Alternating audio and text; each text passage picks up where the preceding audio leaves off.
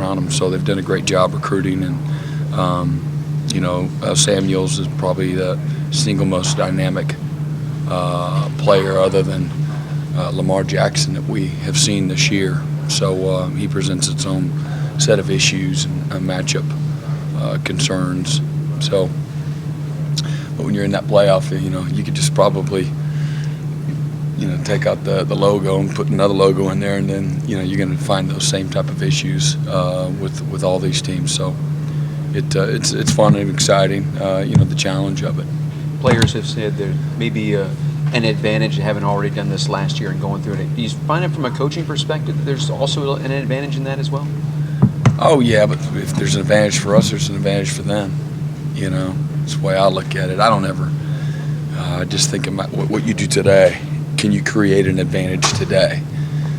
Being smarter and outworking them and being tougher and focusing on the right things. I think that's where you either gain or lose an advantage. What impresses you the most about some of these younger defensive guys, Dexter Lawrence, Christian Williams? Maturity. Very coachable. The maturity allows us to coach them hard, their willingness to learn, and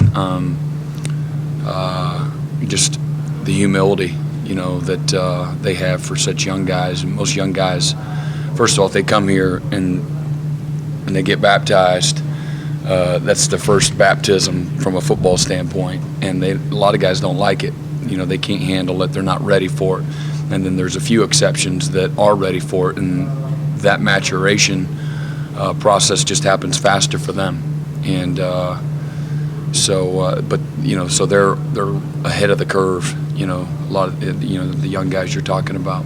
They were joking around about how they have these Sunday dates where they go to Bojangles or Sonic together. Are they two of the closer guys? What's their relationship like? Yeah, they do have a great relationship. I think Christian's like that with everybody. If you got hot food, he will come. But no, Christian, loves life. But when we recruited him, we were like, this is too good to be true, because he's one of the few guys that just it doesn't happen every year. It doesn't happen every couple of years. It's a very rare quality that they bring the best out of everybody, and they make everybody around them better without saying a word. And he's got an incredible spirit and humility. And then Dexter is very similar, just a much quieter version. Big smile, doesn't say a whole lot. And but we've got a very interesting dynamic where you've got a very bold and mean, nasty guy in Ben Boulware. And then you throw in all these different guys, again, like Carlos, who probably, if you asked him, he hadn't reached his potential through his career until this year. And then you have a guy like Jadar Johnson that tried to pack his bags multiple times in his career. And then some of these other guys, they're just all kind of plugged in. A guy like Kendall Joseph, that's like the most low-maintenance middle linebacker I've probably coached. And we just have a bunch of different kind of guys from lots of different backgrounds that, we just have a very unique chemistry. But those when your best players let you coach them hard, we coach Ben Boulware as hard as we've coached anybody in our 5 years here. And it transcends down through everybody, and so it's a very unique blend, and a big part of why I think we've had success and been a little bit more consistent on defense this year. You see what Dexter's done as a true freshman. What do you think his ceiling is? He's got a great ceiling, but that'll be determined by how he continues to work and stay focused and stay coachable and humble. When he shows up as the pink Power Ranger in your house, what is going through your mind? Nobody's ever going to believe this. Got to get this on camera. It just adds to it. That's the kind of guys they are. They're exhausting their moments in college, and should be the best time, one of the most innocent times of their athletic careers. And it's neat to see that, because a lot of times guys are too cool for that, or they're focused on all the stresses of life 101, and or trying to meet everybody else's expectation. And those are some guys right there that they get it. So not to get too much into the pink spandex, but Dexter looked pretty good in that. I mean, when you're 345 pounds, I mean, how unusual is it to have a guy who is built that way and moves that well? Oh, it's very rare. Yeah, he looks pretty tight in that, doesn't he? I don't know, what were we doing? We saw it, some reason it was on yesterday in my house, and yeah, that everybody else, our enemies out there, seeing guys like that, you know, I know it makes them mad, but no, it's pretty. That was pretty. One of the funniest things I've ever seen as a coach, when your players doing things where they let their guard down. That was probably, that tops it all right there. Do you have one or two Ben Boulware memories that you'll remember 10, 20 years from now? Yeah, he's always been a bull in the china shop, and obviously the reason we played him as a true freshman because he loved contact and he was always full speed. I mean, that throttle he had, you know, it was idle and then it was just all the way down, and so you got to find a spot. Skowski's kind of like that. So that has always stuck out to me. But prior to that was how mad he was his first visit over here on our campus officially. Like, hey, Ben, we need you to come over. We were going to offer him. And just how mad and chippy he was, where usually guys are like, you know, ready to wet their pants. He was just like, he come over here, it was like, what? You know, where y'all been? You know, I came to camp. I'm like, I wasn't here. Yeah, but you know, it was just like, yeah, but you wanted somebody else. You know, no, we didn't. And that's kind of who he's always been. Yesterday in our meeting, we have a meeting yesterday, and he is so invested. So we had an adjustment that we're making to a certain formation, and we discussed it 6-7 days ago, and since then we slightly tweaked it. But he remembers that very first adjustment. It might have been 10 days ago. And he wants to get in a full-blown argument. I got it right here. It's one of these notes right here. You said it right there on the, didn't you? And that's, instead of like, hey, I just told you what I want you to do, he is so invested, and he wants to have it down pat. He wants no gray area.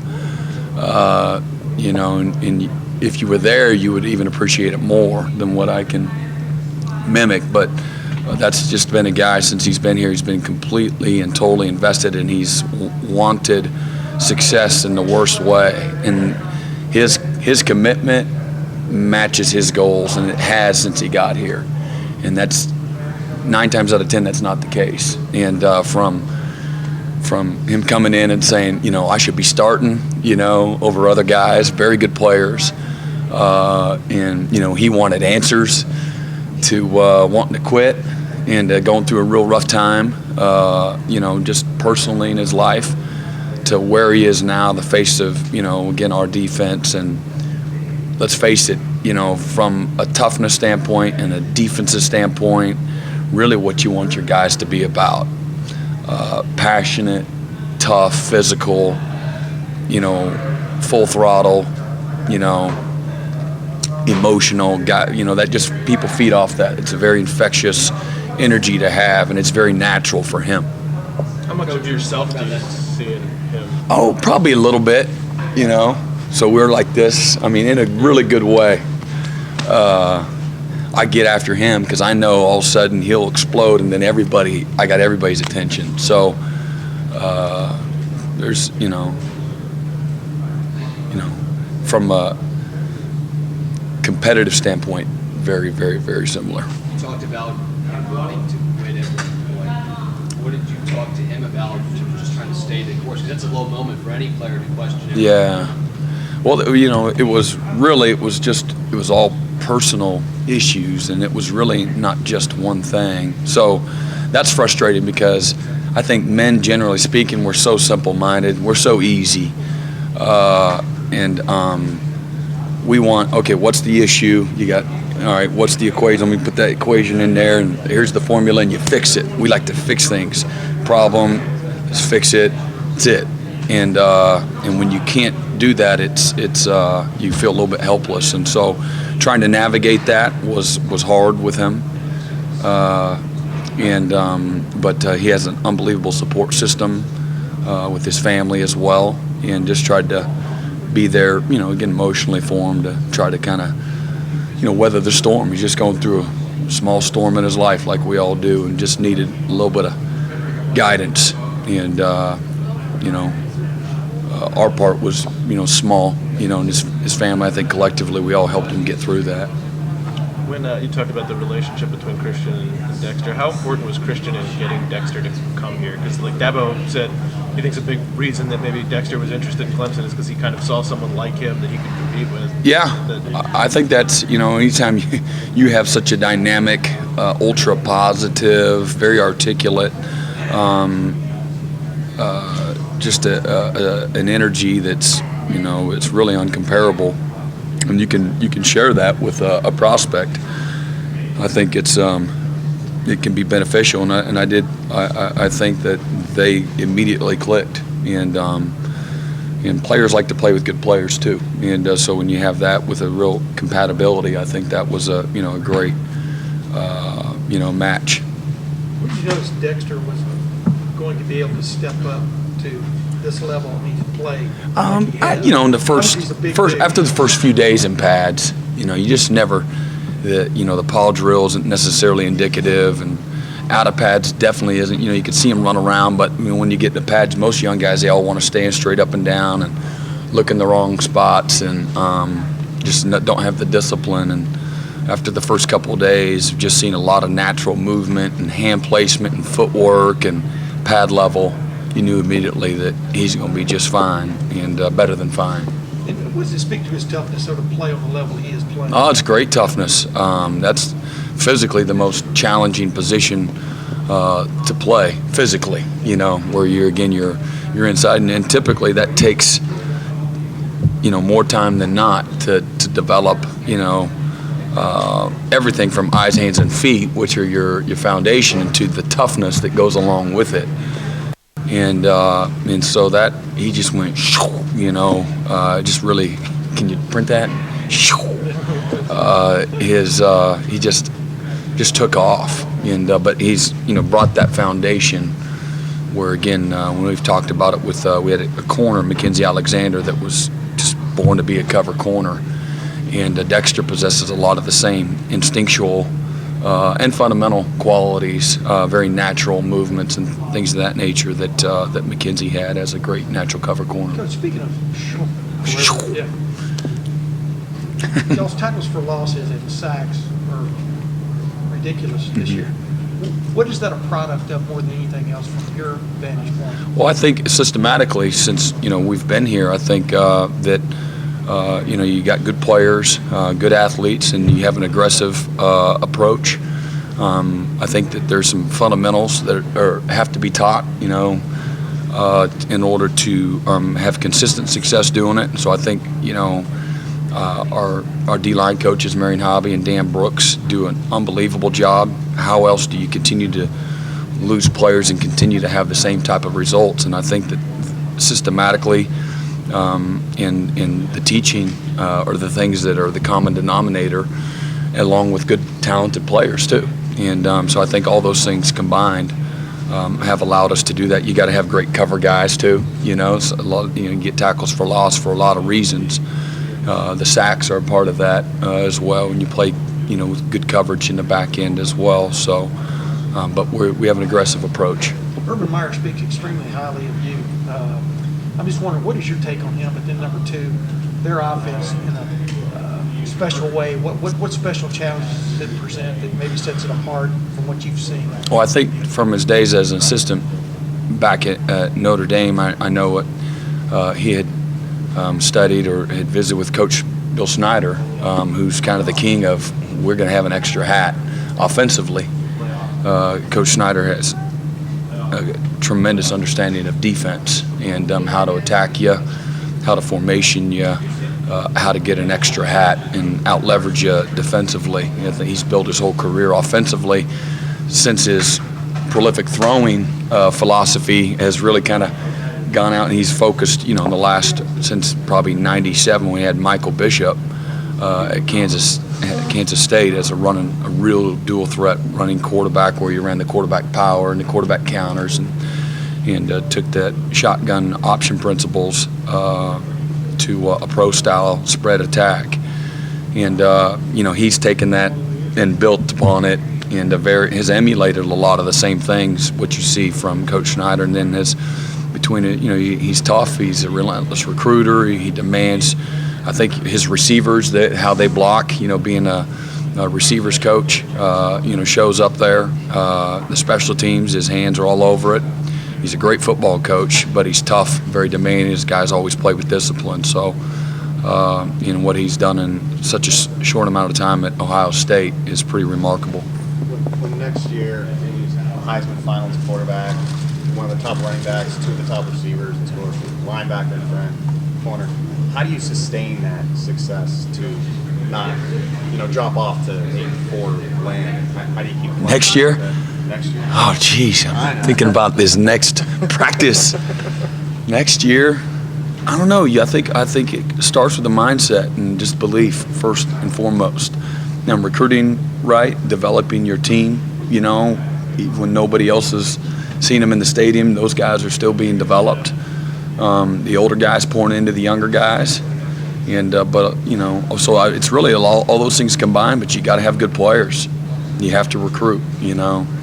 And not everything's always going to be just the same, but when you do have a little bit of a drop, you don't want it to be one of those 5 lost seasons. And it doesn't take much to be on the wrong side of it. So I think continuity on your staff, and not having a bunch of transfers, not having I think managing the roster is important. So that again, you're just not. You're not graduating 30 of them at once, and that's not easy to, again, a year ago you didn't plan on losing 5 juniors on defense alone, and that's hard, One we lost all them seniors in 14. Well, you had some other guys that were coming up, they had played backup roles pretty, had been around too, if a guy's been in the system for 4 years, by that 5th year, look at Jadar Johnson, it's like, golly, no drop off. Well, if he was a sophomore, you probably see a drop-off. Or a redshirt freshman, you might see a drop-off. I'm just kind of thinking out loud here, but, losing those 5 seniors last year was like, whoa, or 5 juniors, that was, we got lucky there, being able to come back and have you can't do that every other year and expect to maintain. And I think that's important, So all the basketball coaches always talk about, recruiting them. We'll just keep recruiting them and have those 1-year guys. Oh man, I would hate that. I would hate it. So I wouldn't want to name them because some people look at it as a disrespect. But I got a handful of them that weren't highly recruited, that are not going to be good players. They're going to be great college players, and that doesn't mean that they're going to play in the NFL either. You got a lot of great college players that aren't really NFL players, but they're great college players. And I think having enough of those guys, not just chasing every, real highly recruited guy. I think you chased your culture and your philosophy and your system too, and try to have a balance. As a coach, when you see a lot of coaches, they just jump around for the sake of taking jobs and all that. Is it because do coaches just like rebuilding things? I don't know. I don't. I hate it. It was my first year here was so just miserable, because I say miserable not like because of the people, but the job was just so overwhelming. You don't realize you can't take with you your reputation or your consistency with your staff or your trust or loyalty. You got to kind of start all over. And then you got to teach all the coaches, and you got to teach the players, and then you got to tweak it and try to fit them, and then you got to learn. You got to learn about each other. There's a lot that goes into that. I couldn't imagine that. I'd be miserable in my own skin. I don't know why coaches do that. Coach, word is that Mr. Green Jeans was substituted the other day for Taj Boyd. What good did that do? Green beans? Green beans. Yeah. He was. Well, we had to go inside. Taj doesn't have as big of an arm as Green Bean, so it was a little windy, so we had to take it inside for him and cut down on the reps. It doesn't have the endurance that Green Beans does, so Had to make some concessions, but no. Yeah, it was good to get Taj out there. It gives us a much better look. Have you ever done that for a full year before, like this year? Being scout team quarterback? No. Why this year? I don't know. Continue? I'm sorry? Continue it on next year? I hope not. They just work this year? It just, yeah. Guys like it. Like, Coach, when you get in there, we get a little bit more reps or it's a better feel or whatever. So I'm like, are you sure? And so. If you could trade your coaching whistle and your fluorescent hat to go out there and play in this game in the Fiesta Bowl, would you do that? Yeah. Are you kidding me? Yeah, just one more shot, you know. All things being equal, you know, if you had like Bad Bowler's ability. Absolutely. Or thinks you can do it. Oh, I could get in there one snap probably. You ever heard of another coordinator that was scout team quarterback? I don't know. I haven't really, but I don't know. Who came up with the idea? I don't know. Me? You. Yep. Because It was really just kind of frustrated, you know. All right, the scout team guy just taking him too long. That's not trusting. It wasn't going as like you want. Like, hey, watch me, and then I got it. So that was really it. Remember Yeah, what week that was? just the first couple weeks. Yeah. Do you have to put an extra study time on the quarterbacks? No. No, just the same normal, because you're always teaching those guys anyway. You're teaching your own players and the scout team guys anyway. What goes to your defense this year? If there was one player out of your entire defensive roster you said made the biggest jump this year, who would it be? The biggest improvement Yes. from a year ago to where we're at, or during the season? I would say during the season. Probably, I would probably say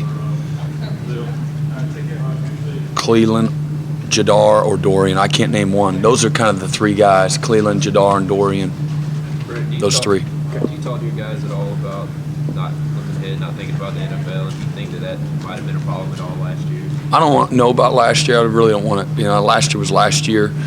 We have been very focused on trying to be here and now with everything that we're doing, and we've starting with Coach Sweeney. We've really focused on that since the end of last year through the whole year, trying to help guys so that they don't have to have any outside distractions, and through education and different opportunities to take care of those things. And again, at the end of the day, stressing that you want to do well, you know, in the draft. You know, you got to play well and all the way through, You don't have a lot. because it all counts. You don't have a lot of draft eligible guys on this team. Not as many. Yep, we don't. Less Thank stressful. goodness. In some ways, yeah. I mean, I try to get in their shoes, you know, and look at it from their perspective, and that is not easy to manage. It's not easy to manage. Whether it's one of them, there's four of them, or there's 8 of them, it's not easy. And I think that the best example is that 14 team. Them boys didn't lose any focus. They got hungrier. As we got closer to the end of the year, they got more focused and hungrier and tougher. Do you think Kendall or Ryan or any of those guys will take a peek? Do you anticipate they'll be? No, I don't. Because they love college and they love playing for us. So I don't know. I have no idea. Like, is that this year? Yeah, this year.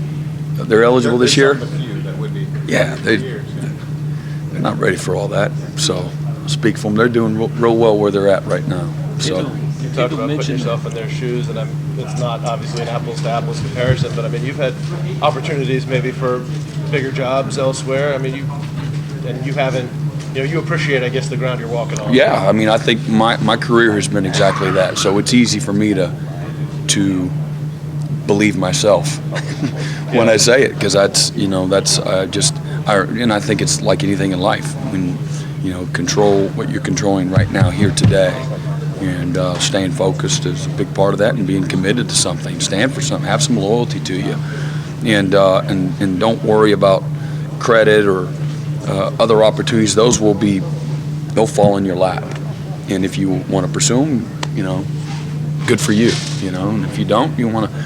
I just believe in the simplicity, and I think that, you know, people go out of their way to complicate life as we know it, and from a professional standpoint. That's just one guy's belief. Thank you, Coach. You got it.